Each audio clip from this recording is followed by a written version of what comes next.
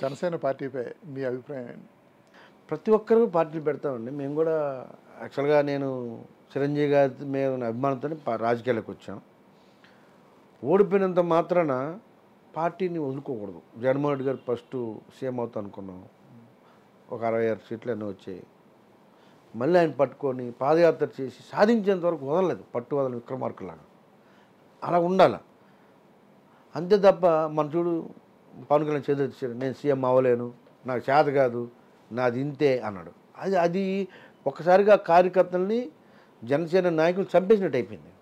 నేను ఫైట్ చేస్తాను, ఒక్క సీట్ వచ్చినా పర్లేదు, నేను ఓడిపోయినా పర్లేదు, నా వెనక మీరు ఉండండి, నేను అవుతాను భవిష్యత్తులో, మనం మంచిగా ప్రజలు సర్వీస్ చేద్దాం, నేను నిలబడతాను మీకు అండగాను అనుకోండి. ఆ జన సైనికులు కూడా ఉత్సాహం వచ్చి రెట్టింపు కోసం ముందుకెళ్తారు. ఈయనే నీరు గారిపోయి నేనే గెలవలేదు, మీరు ఎక్కడ గెలుస్తారు, మనకేం లేదు, చంద్రబాబు నాయుడు గెలిపిద్దాం అనేస్తే ఎలాగా పార్టీ నడుస్తుంది? పార్టీని చంపేసుకుంది ఆయనే కదా. కానీ పవన్ కళ్యాణ్ చూసి వైఎస్ఆర్ కాంగ్రెస్ పార్టీ నాయకులు ఎక్కువగా భయపడుతుంటారు అని ఎవరు?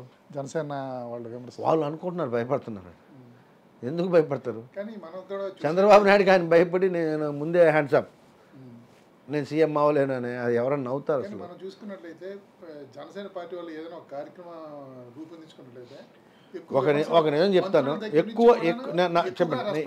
నేను ఎక్కువగా మాట్లాడడం ఇష్టం లేదు ఆయన గురించి. నాకు ఆయన హైలైట్ చేయడం కూడా నాకు ఇష్టం లేదు.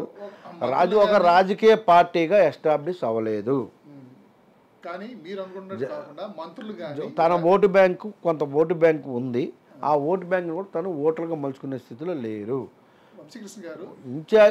రాజకీయ ఏనండి సార్, రాజకీయ వ్యవస్థలో ఈ ప్రజాస్వామ్యంలో ఇప్పుడు మేము ఉన్నాం.